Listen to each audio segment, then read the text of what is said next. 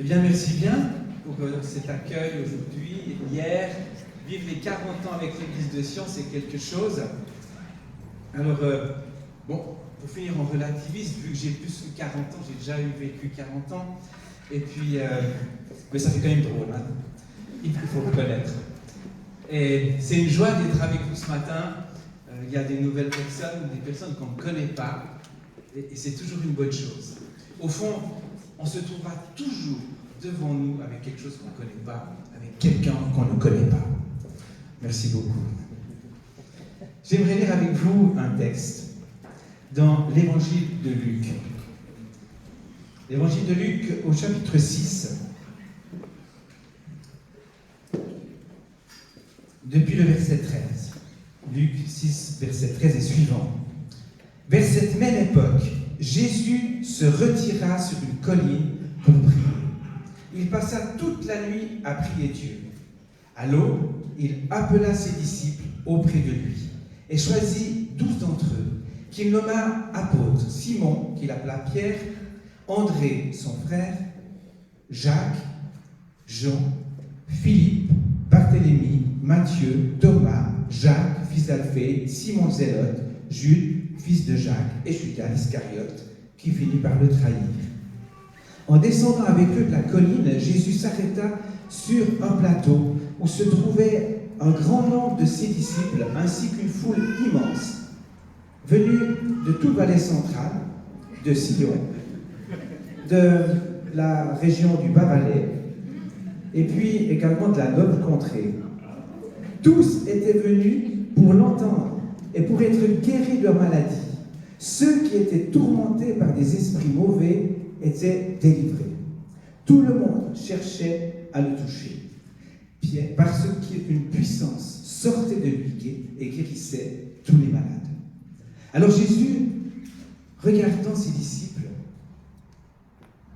dit ceci: Heureux vous qui êtes pauvres, car le royaume de Dieu vous appartient. Heureux êtes-vous, vous qui maintenant avez faim, car vous serez rassasiés. Heureux vous qui maintenant pleurez, car vous rirez. Heureux serez-vous quand les hommes vous haïront, vous rejetteront, vous insulteront, vous chasseront, et en vous accusant de toutes sortes de maux à cause du Fils de l'homme. Quand cela arrivera, réjouissez-vous et sautez de joie, comme Séverine tout à l'heure et comme Philippe que je voyais au fond. Sautez de joie, car une magnifique récompense vous attend dans le ciel. Amen. Les disciples qui ont été choisis ont vécu des choses incroyables avec Jésus. 3 ans après ce moment que nous avons lu, Jésus était crucifié, il est parti auprès du Père. Et les disciples se sont trouvés seuls. Et puis, les années ont passé, des choses se sont vécues, on le retrouve dans les Actes.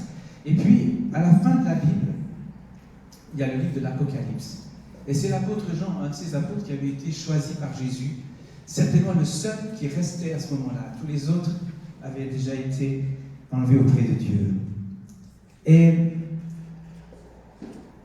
il a une vision incroyable.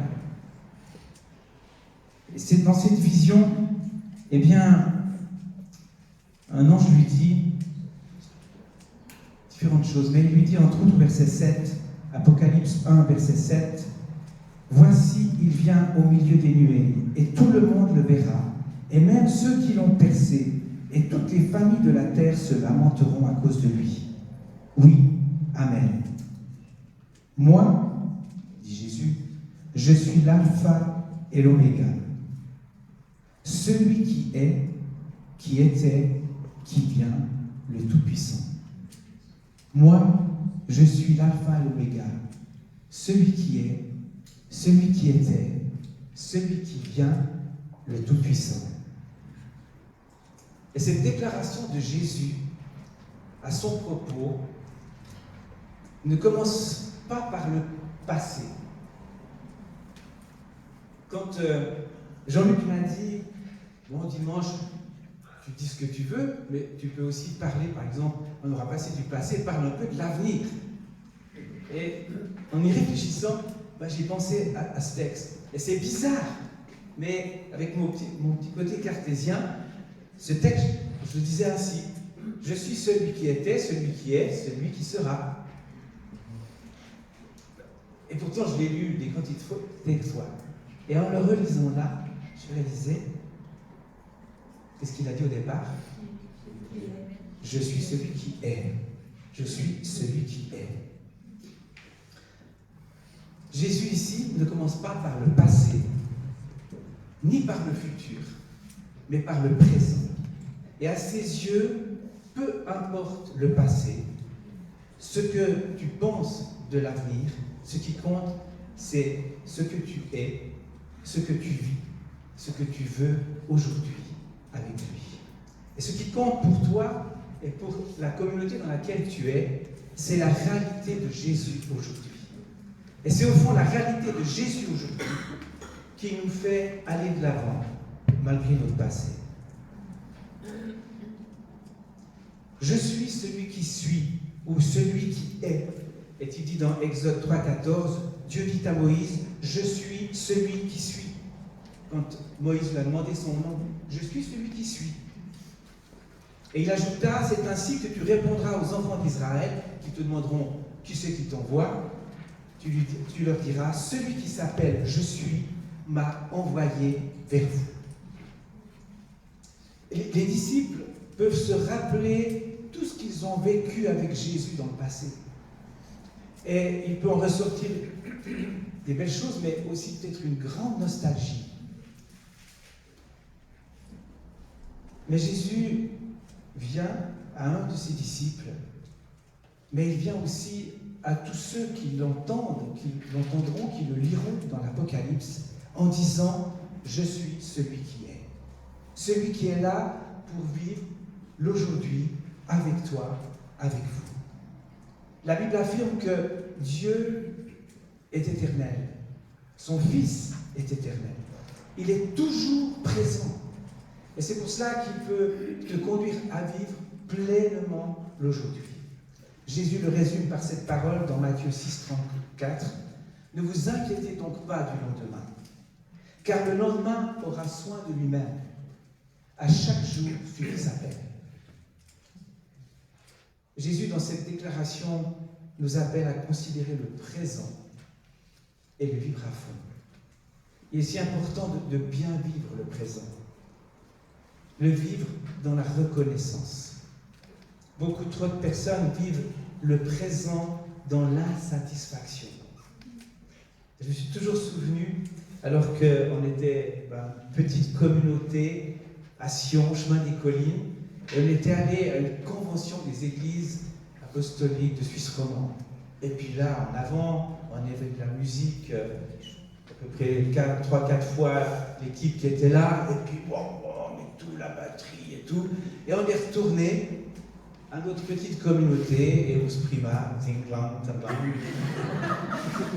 Et quelqu'un avait dit, quand même, on manque de plein de choses ici, on n'a pas de batterie, etc. Et il m'a vu cette petite parole, eh bien, jouis de ce qu'on a aujourd'hui, parce qu'un jour tu le regretteras peut-être. Et en fin de compte, ce qu'on vit là aujourd'hui, on ne le vivra plus jamais. Et on a le privilège, on peut faire que progresser. Il y en a, ils peuvent faire presque que descendre. Nous, on peut aller que de l'avant. Et c'est vrai, l'importance de vivre l'aujourd'hui. Tu peux vivre le présent en pensant toujours au passé ou à l'avenir. Mais rappelle-toi, le présent ne reviendra plus. Et jouis de ce moment. Construis dans le présent, tu le retrouveras demain. Ne remets pas sans cesse à demain. Je me souviens encore quand, dans la petite salle d'à côté, on était en train de préparer des banderoles pour la plus grande banderole qu'il y a eu au monde et que l'on a mis à Berne, un jour du Christ. Et on a fait une marche le long de ces banderoles. Mais on était là, ici à Sion, notre petite communauté, et on avait notre part de la plus grande banderole du monde.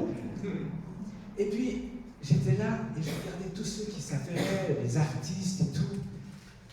Et je trouvais ça tellement beau, on était là, tout positif. Et je me suis dit, Christian, fais une photo à l'intérieur. Parce que ce moment, tu ne le revivras plus. Et il m'est resté. Personnellement, j'ai décidé de bien vivre chaque étape de ma vie pleinement. L'époque des fréquentations, c'est extraordinaire. Et je ne dis pas ça parce qu'elle est là. Celle de jeunes mariés, incroyable. Puis celle des petits-enfants, magnifique.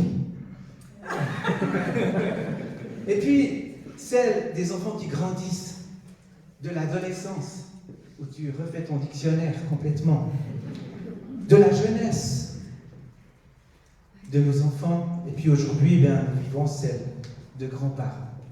Et il est tellement important de bien vivre chaque étape, parce que je peux en témoigner, elles ne reviennent plus.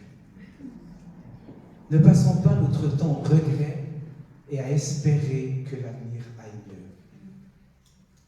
Dans Luc 19,5, il est dit, lorsque Jésus fut arrivé à cet endroit, il leva les yeux et dit, Zachée, hâte-toi de descendre, car il faut que je demeure aujourd'hui dans ta maison. Et plus loin, dans Luc 19, verset 9, il lui dit, le salut est entré aujourd'hui, dans cette maison, parce que celui-ci est aussi un fils d'Abraham. Jésus conjugue tout à l'aujourd'hui.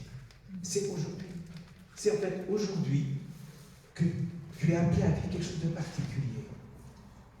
Parfois, on se dit, la prochaine fois que je rencontrerai tel et tel, je vais lui proposer de prier. Prie puisque tu le vois. Ne remets pas au lendemain ce que tu peux faire aujourd'hui.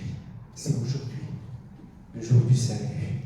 Il est dit dans 2 Corinthiens 6, 2, au temps favorable, je t'ai exaucé, au jour du salut, je t'ai secouru.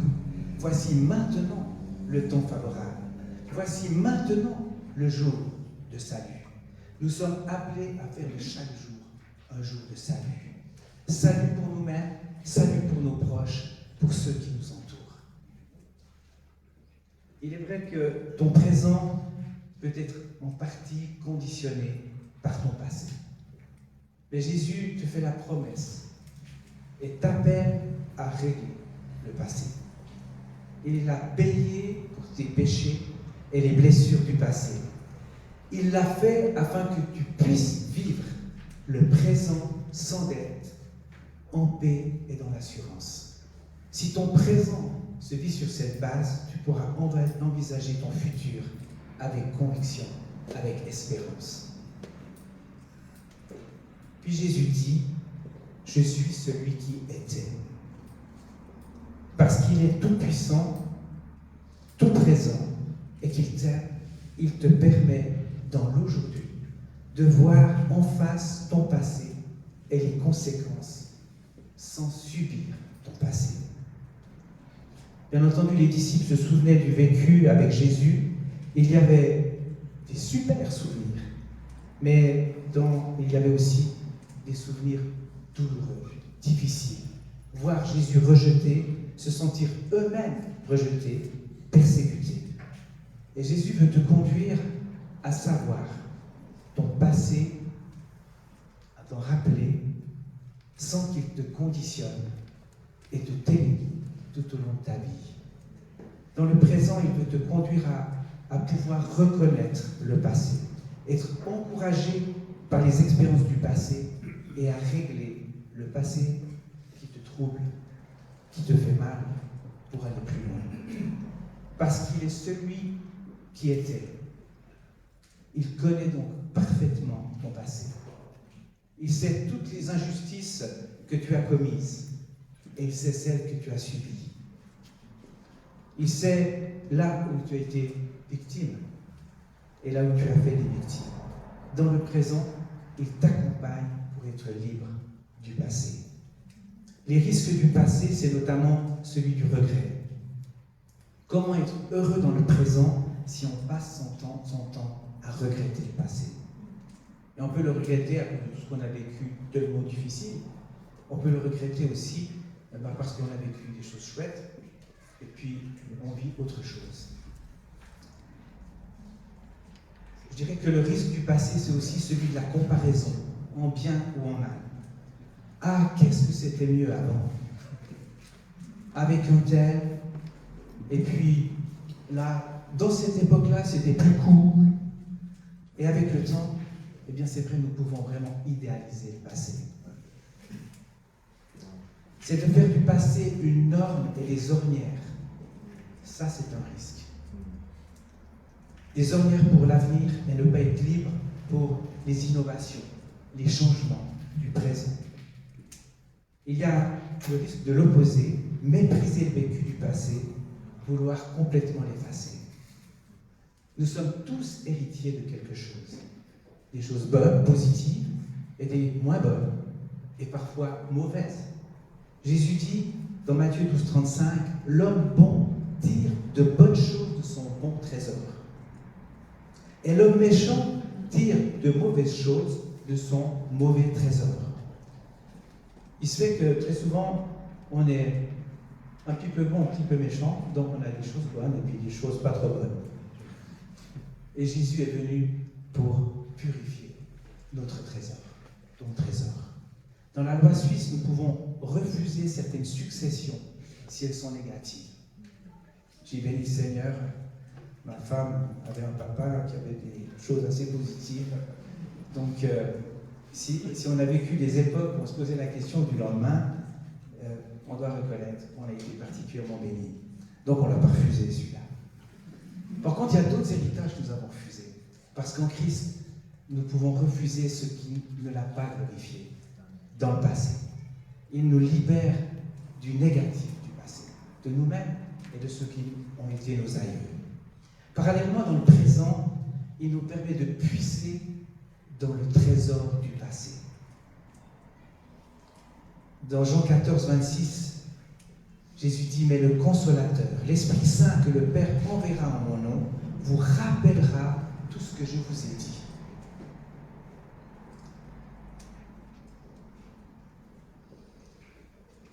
Il y a des moments où on peut conjuguer ce souvenir. Et la Bible conjugue le verbe se souvenir. Souviens-toi. Deutéronome 8.2, souviens-toi de tout chemin que l'Éternel ton Dieu t'a fait faire pendant ces 40 années. Je ne sais pas si c'était pour Sion, mais c'est en tout cas pour le peuple d'Israël, mais c'est pour chacun de nous. Deutéronome 24.9, souviens-toi ce que l'Éternel ton Dieu fit à Marie pendant la route, lors de votre sortie d'Égypte. Je pense qu'il y a des Marie et des Aaron tout au long de notre chemin. Peut-être nous en avons été. Apocalypse 3.3. Rappelle-toi donc ce que tu as reçu et entendu, garde-le et change radicalement. La Bible nous rappelle souvent les étapes marquantes du peuple de Dieu, les hauts faits de l'Éternel, pour encourager, donner un modèle, mettre en garde, démontrer ou rappeler son amour et sa toute-puissance. En réalité, ces rappels, tant sur les aspects positifs que négatifs, sont donnés pour assurer la suite, donner l'élan pour la suite, partir ou repartir sur des bases saines. Dans tous les nouveaux départs, avant chaque alliance, le passé a dû être réglé. Je ne vais pas vous énumérer X textes, mais à chaque nouveau départ, le peuple de Dieu a dû régler le passé. Mets tes affaires en ordre avant le prochain route. Cela veut dire aller demander pardon à certaines personnes, pardonner à d'autres. C'est l'allusion qu'a fait tout à l'heure d'ailleurs Bernard. Restituer un bien ou un autre. Te mettre d'accord là où il y a eu des désaccords. Faire de l'ordre dans tes affaires. Jeter des choses, peut-être des journaux équivoques ou d'autres. Demander pardon à Dieu pour le laisser aller dans les derniers mois, les dernières années. Les temps de jubilé étaient pour les Israélites l'occasion de remettre les dettes, de commencer un temps nouveau, d'oublier les injustices. Dans Michée 7,18, il est dit « Quel Dieu est semblable à toi, qui pardonne l'iniquité, qui oublie les péchés du reste de ton héritage. Il ne garde pas sa colère à toujours, car il prend plaisir à la miséricorde. Et je crois que Dieu a donné des temps où nous pouvons appliquer cette réalité, où il les applique en nous et par nous.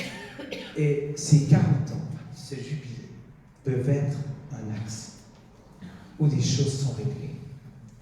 Et je vous encourage dans ce sens.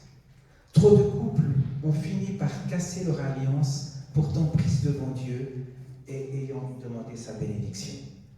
En règle générale, de tels drames sont la conséquence que l'un ou l'autre, ou les deux, n'ont pas mis en ordre leur vie au long des jours, des mois et des années.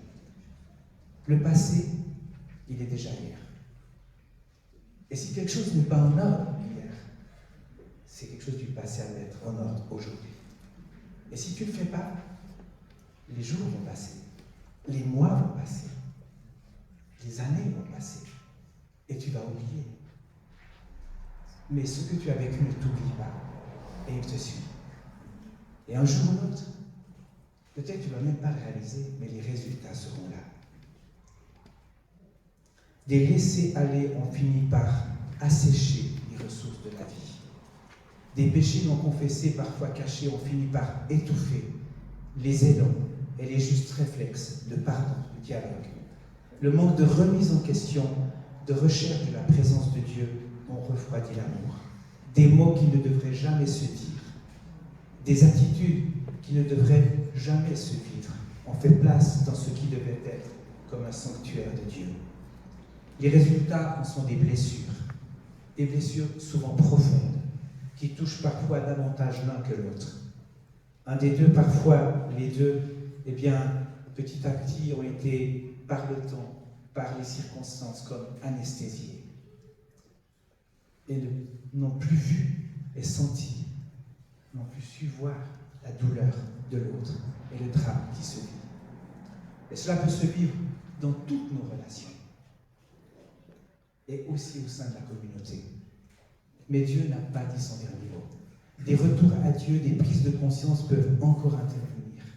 La guérison est un avenir, et un avenir peut encore se vivre. Je me souviens d'un des titres d'un livre qui était ceci: Dieu n'enterre pas les églises mortes. Vous savez, on a tellement vite fait de faire mourir une église. Soit la sienne, en disant « ouais, c'est pas terrible », ou bien en parlant des autres. Regardez là comme ils sont. Et on les enterre. Mais Dieu n'enterre pas les églises mortes. Mais il n'enterre pas non plus les couples mourants. Il a un avenir. Jérémie 4,3 nous dit « Car ainsi parle l'Éternel aux hommes de Juda et de Jérusalem, défrichez-vous un champ nouveau, et ne semez pas parmi les épines.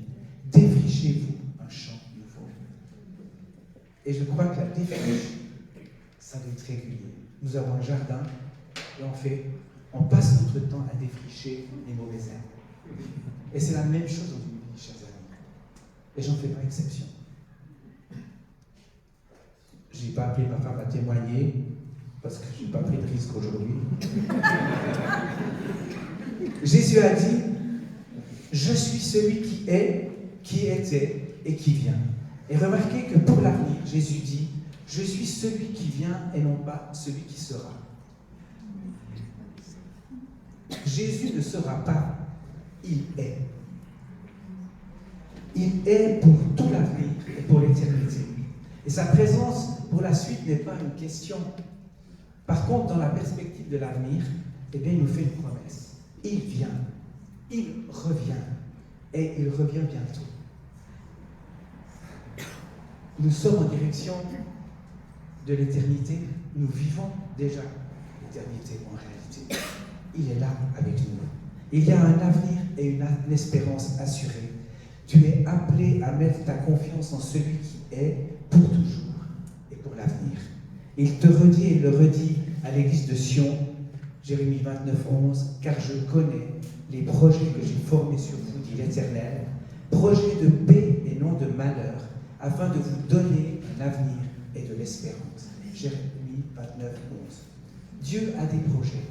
Il en a pour chacun de nous. Pour toi en particulier, et pour l'église de Sion et pour ces églises en général.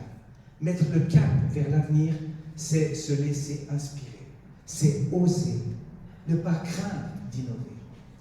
C'est vivre pleinement ce contraste, à la fois vivre cette déclaration du psaume 103.2, « Mon âme bénit l'Éternel et n'oublie aucun de ses bienfaits », et ce que Paul dit, Philippiens 3.13, « Mais je fais une chose, oubliant ce qui est en arrière et me portant vers ce qui est en avant, je cours vers le but. » C'est être libéré du passé et conserver les bonnes valeurs, celles qui sont éternelles.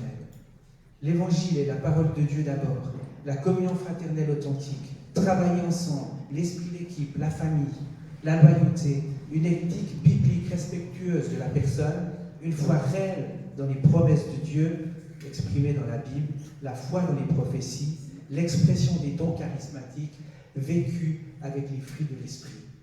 Dieu guérit toujours. Jésus agit. Jésus guérit. Ce sont des réalités qui vont nous suivre et qui doivent nous suivre. Mais la forme, la manière dont nous allons les vivre, peu importe. Nous avons reçu un désir d'aller de l'avant, d'évolution, de changement. C'est un cadeau que Dieu nous a fait. Ne l'éteignons pas. L'espérance rend l'avenir abordable et motivant. Pouvoir regarder le passé en paix avec soi-même, oser envisager l'avenir sereinement, assurer le présent avec assurance. C'est ce que Dieu veut pour nous, pour l'Église de Sion. La peur de Saül face à l'avenir l'a conduit à faire appel à une diseuse de l'avenir. 1 Samuel 28:8, « Prédis-moi l'avenir en évoquant un mort, et fais-moi monter celui que je te dirai. » Saül était incapable d'envisager l'avenir sans Samuel. Il n'avait pas appris à mettre sa confiance personnellement en Dieu. Il comptait toujours sur la foi et la sécurité qu'apportait ou incarnait Samuel. L'avenir de l'Église dépend de la foi de tous, de la foi de chacun. Un accord dans la foi ouvre des portes incroyables.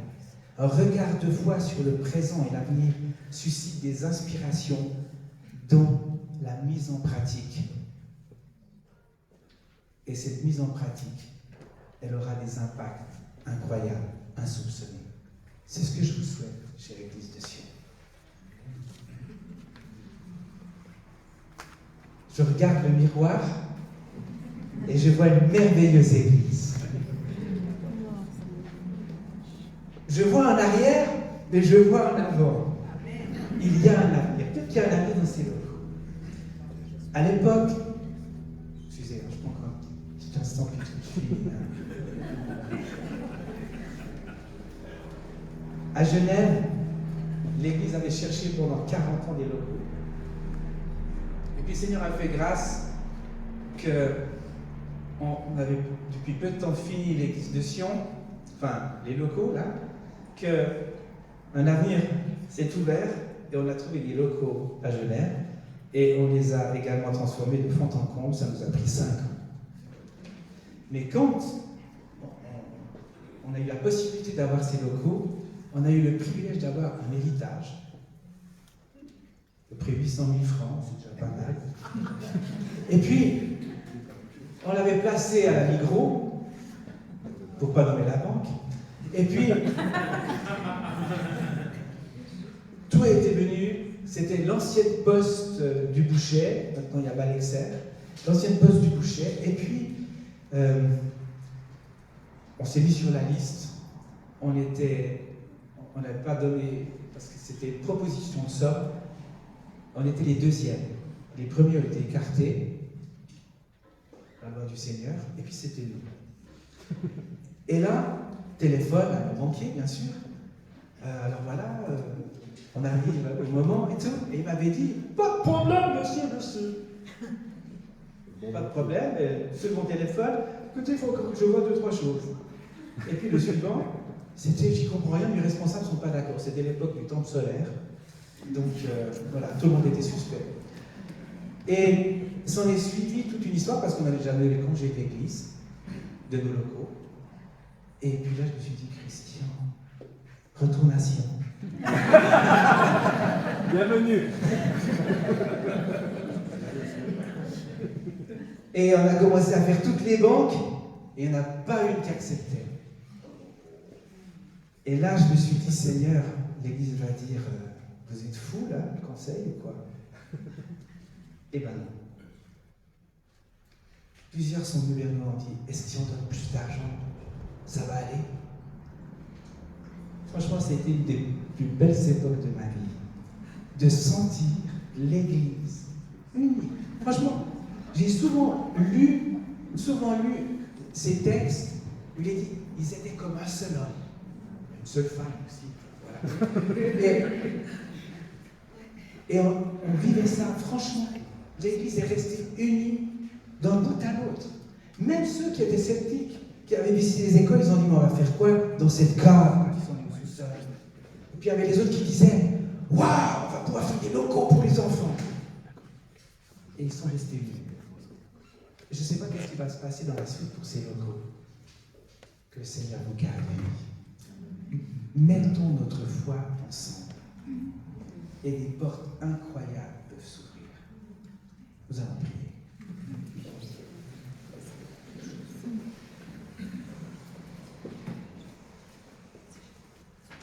Seigneur notre Dieu, nous sommes devant toi dans ces moments. Et ce qui est extraordinaire, c'est que ton regard, ta présence investit toutes choses. Tu connais parfaitement notre passé, mais tu es là aujourd'hui. Tu connais l'avenir.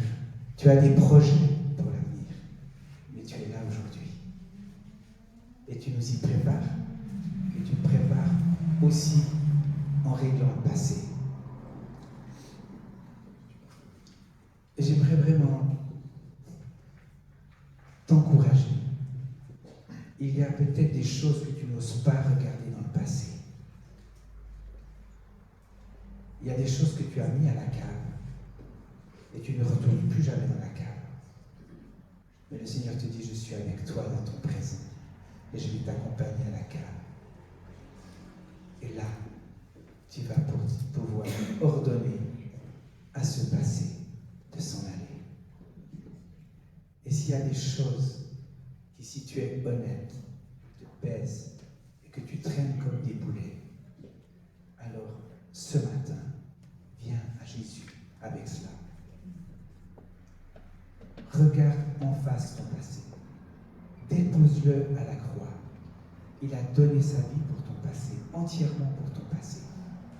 Pas seulement pour ton passé quand tu n'étais pas chrétien, mais pour ton passé aussi que tu as vécu avec Jésus.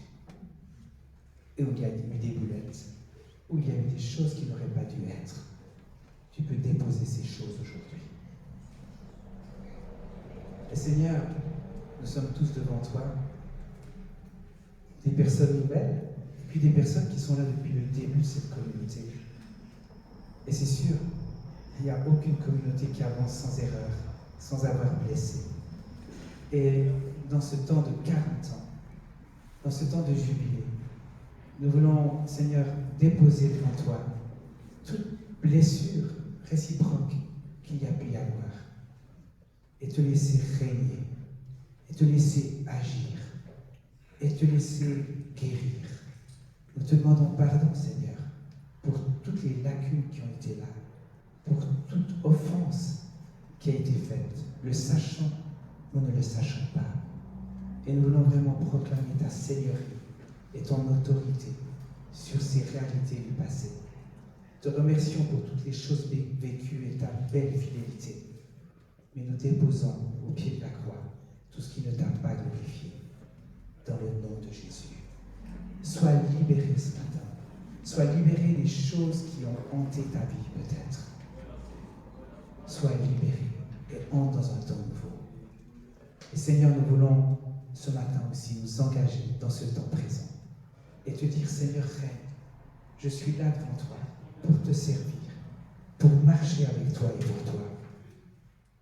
J'avais ce verset spécialement sur mon cœur qui dit « L'Éternel t'ouvrira son bon trésor, le ciel, pour envoyer à ton pays la pluie en son temps et pour bénir tout le travail de tes mains.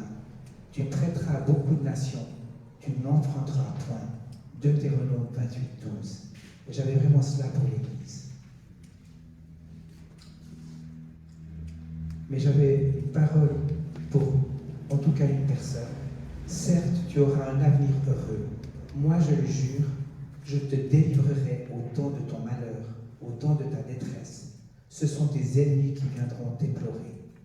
Jérémie 15, 11. Le Seigneur sait où tu en es. C'est ton souci, ta crainte de l'avenir. Mais il te dit, tu auras un avenir. Je te délivrerai. Que le Seigneur nous bénisse. Amen. Super idée, Bernard. Bravo et bienvenue. Pourquoi est-ce qu'on est dans ces locaux? Pourquoi est-ce qu'on a... D'abord parce qu'on s'imaginait bien que notre salle d'à côté serait trop petite. Et que pour ces 40 ans, on avait même visité l'armée à une grande salle de gym là juste à côté. Alors on est content de ne pas l'avoir louée parce qu'on aurait quand même été un peu perdu. Elle est vraiment immense. Quand je suis arrivé en août 21 ici, je ne sais plus si c'était mon premier ou deuxième culte, Bernard, ici présent, m'a tiré sur la manche et m'a dit hey, viens voir. Et il m'a amené derrière les vitres, là, juste là derrière où on entend les enfants qui jouent. Et il m'a dit regarde, c'est à louer. Et puis, alors, à ce moment-là, on a eu un contact. Thierry a téléphoné au propriétaire et il a dit peut-être, est-ce que vous voudriez vendre? Et puis le propriétaire a dit non, je ne veux pas vendre. Là, le temps a passé, on a regretté ça, on s'est dit, mais c'est sympa, c'est juste à côté de nos locaux, il n'y a pas de déménagement, c'est une extension, puis on a laissé ça de côté comme un peu en décantation. Et puis il y a peut-être 1 mois et demi, 2 mois, le propriétaire nous rappelle et nous dit, je suis prêt à discuter d'une vente. Voilà, alors on en est juste là aujourd'hui. Avant que ce téléphone n'arrive, on avait mis sur pied une task force locaux, parce que c'est vrai, on commence à se sentir à l'étroit dans les locaux d'à côté, pour l'enfance, pour plein de choses, ça coince. L'autre jour, je regardais le Natel de Séverine avec elle avait mis l'agenda des locaux sur son téléphone, puis je lui ai dit, tu joues à Tetris? Ben voilà, la location de nos locaux, ça devient un peu Tetris. Il faut commencer à savoir comment on met tout en place, et c'est un peu serré, c'est quand Tetris devient de plus en plus rempli, ça devient de plus en plus compliqué, hein, si vous avez déjà fait ce jeu. Voilà, on en est un peu là. Et aujourd'hui, eh bien, cette commission des locaux, Task Force, dont Philippe Meyer est un peu la cheville ouvrière, on a écumé toutes les possibilités d'options, on a été visiter tout, il n'y a rien de vraiment convaincant. Donc on est là aujourd'hui en se disant, ben, Seigneur, est-ce que tu nous veux ici ou pas? Donc on aura le 20 septembre une soirée d'information. Il y a des plans, on a déjà rêvé un petit peu, et le papa de Séverine, Rémi, a fait ça, merci beaucoup à lui, travailler, cogiter, rêver ça, et vous pouvez aller voir les plans, c'est juste un projet, une idée, mais fait par un spécialiste. Et il y a je trouve, ça aide à nous projeter. Quand on rentre dans des projets de locaux, il faut toujours dire, les locaux, c'est pas le centre. C'est évident, on a une très mauvaise théologie par rapport à l'Église. Si vous envoyez pendant vos vacances une carte postale à votre pasteur avec le bâtiment de l'Église, c'est pas une vraiment bonne idée. L'Église, mes amis, c'est vous. L'Église, c'est des gens. Quand Christian s'est retourné tout à l'heure, il a regardé l'Église, il a regardé vous. Et c'est vous l'Église. Le dimanche matin, c'est l'Église qui se rend dans un bâtiment. C'est pas le bâtiment Église qui accueille les gens. Et ça, c'est super important de se le répéter incessamment. Les locaux ne sont pas le centre, ne sont pas l'Église, c'est les gens. Mais d'avoir des locaux adaptés, sympas, conviviaux, ça aide à l'Église à vivre. Ça, c'est certain. Et on en est là. Et j'aimerais encore rappeler que vraiment, l'Église, c'est nous, c'est vous. Je réfléchissais à tout ça. J'ai beaucoup aimé ce que Christian a dit, unis. C'est un risque. Quand on rentre dans un projet, ben voilà, on va avoir des discussions. Il faut qu'on ait ces discussions. Venez le 20. Mais in fine, on veut rester unis. On doit être unis, il faut qu'on soit unis. Si on le fait, c'est un défi. Si on ne le fait pas, ce sera aussi un défi de rester. On va rester dans nos trop petits. Et il faut vraiment qu'on reçoive ensemble une conviction. Moi j'attends un peu comme un espèce d'amen.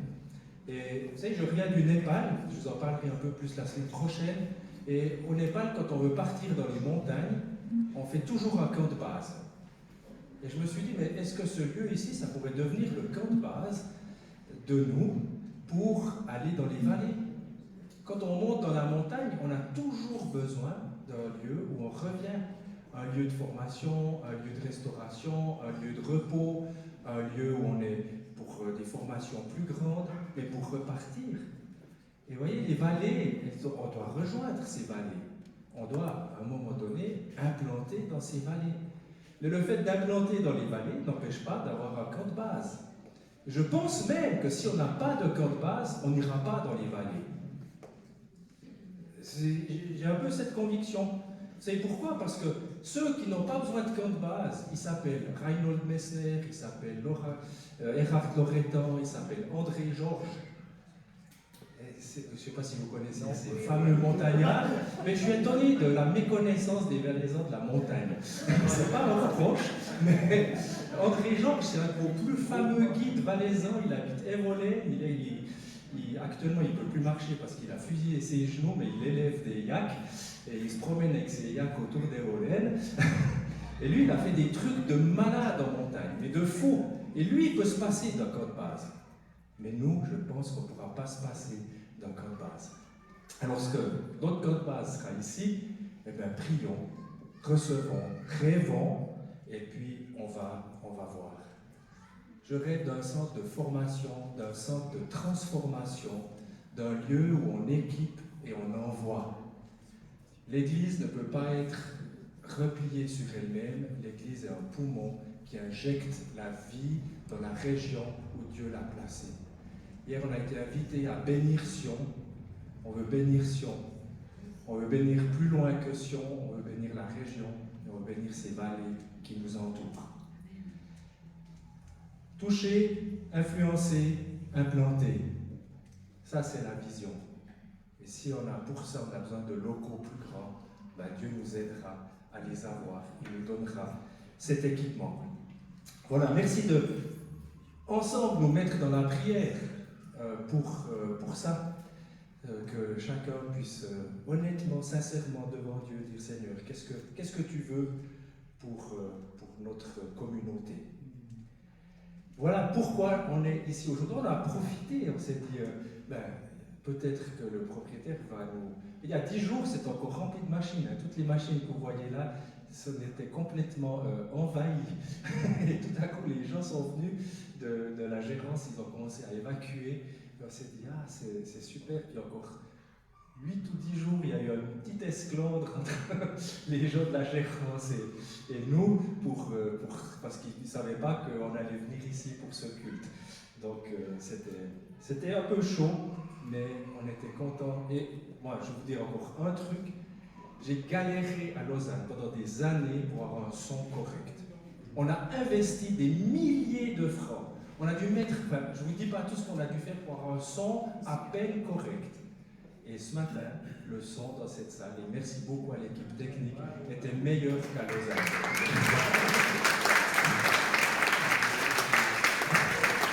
Alors, je vous promets que ça fait un peu mal. Dans le sens de dire que crotte, quoi. Je ne vais pas dire d'autres mots. En un coup, on fait mieux sans avoir mis un centime. Et c'est super, bravo. Moi, je suis un gars passionné et j'aime quand les choses se passent comme ça.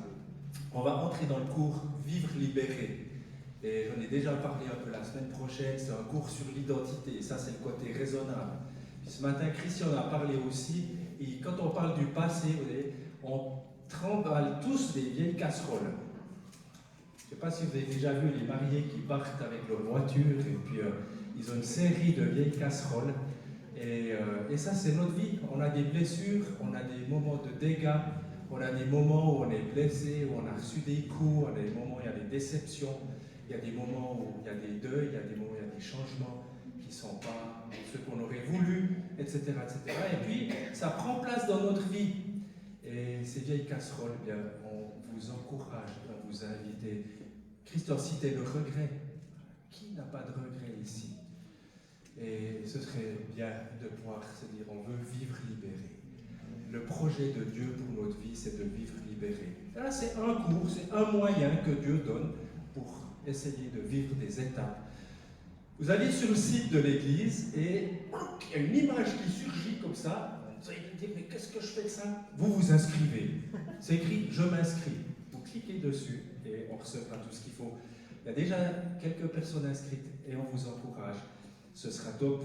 Je le répète, c'est ma collègue, ex-collègue de Lausanne, toujours amie, Carole Schweitzer, qui donnera ce cours. Dimanche prochain, je prêcherai sur l'énigme. Énigma. Alors si je pose un énigme ce matin au milieu d'eux, venez dimanche prochain et peut-être que vous aurez la réponse. Séverine, la fête n'est pas finie. Et je profite que Séverine soit là pour dire que non, tu peux rester. Avec Josué, Serge, moi-même et Séverine, on a, il est là, tu peux te lever aussi. On a Alain a aussi rejoint l'équipe. On a organisé cette fête des 40 ans. Donc vous pouvez nous applaudir.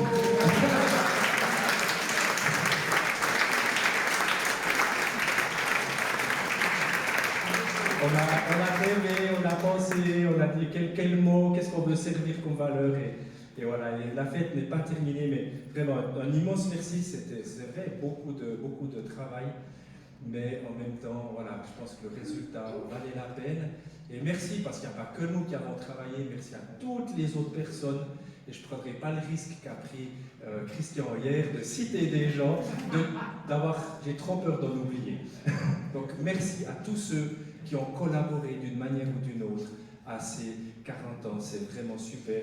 Hier matin, on a travaillé tous ensemble, c'était une belle équipe, ça coulait, ça allait tout seul, c'était vraiment presque un plaisir de travailler ensemble quand ça marche comme ça.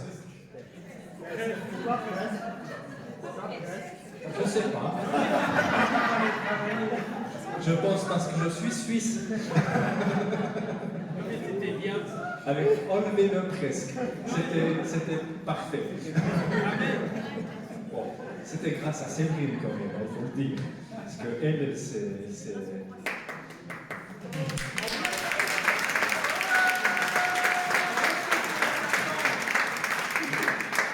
C'est grâce au croissant surtout. Vous avez bien travaillé hier matin. Mais vraiment merci à toute l'équipe aussi qui a rendu possible de pouvoir faire dans ce fitness. J'aurais pas pu le faire tout seul. Il a fallu nettoyer, il a fallu installer. Et merci à toute l'équipe qui fait le service et qui va continuer à le faire parce qu'on a encore un apéro, saucisses, hot dog, encore des gâteaux qu'il faudrait finir aujourd'hui s'il vous plaît. Donc, régalez-vous à la sortie, faites bon accueil et tout ça, profitez d'un temps encore convivial pour qu'on finisse ces 40 ans en beauté. Voilà, je rappelle, pas d'enfants sur les machines de fitness, s'il vous plaît, surveillez vos enfants. Et pour toutes les personnes qui voudraient aller voir l'étage, vous allez pouvoir monter, mais de nouveau, tenez vos enfants avec vous si vous les prenez, l'escalier est très dangereux. Faites attention, soyez prudents, mais allez voir, ça vaut la peine de voir le potentiel qu'il y a en eux. Voilà. Et il y a toujours les photos qui sont dans nos locaux, dans l'église, des photos qui sont là sur les murs, dans des cahiers, etc., des archives, les anciens journaux de l'église. Allez les consulter, ça vaut vraiment la peine. C'est vraiment collector pour certaines. Voilà. On a bien rigolé en les regardant ces photos. Le 20 septembre, j'en ai parlé sans dire ce que c'était, c'est une soirée d'information par rapport à cette question des locaux. Donc si ça vous intéresse, si vous avez des questions, si vous avez des envies, ben venez à cette soirée et on pourra en parler ensemble. On peut se lever. S'il y en a qui veulent rester après pour nous aider à ranger, c'est volontiers. Seigneur, merci. Merci pour la richesse de cette soirée de louange vendredi. Merci pour tout ce qu'on a pu vivre, échanger, partager hier dans cette célébration de ces 40 ans et pour cette conclusion avec ce culte de ce matin. Seigneur, merci de tes mots, de ce que tu as parlé, de toutes les impulsions qu'on a reçues. Aide-nous, Seigneur, à les prendre maintenant et à les laisser descendre au fond de nos vies, au fond de nos cœurs, et d'en faire quelque chose. Seigneur, merci parce que tu nous as parlé, et lorsque notre Dieu nous parle, on veut considérer ce qu'il a dit. Et j'invoque vraiment cette bénédiction et cette grâce du Seigneur sur chacune de vos vies, sur chacune de vos situations, dans le beau nom de Jésus. Amen. Amen.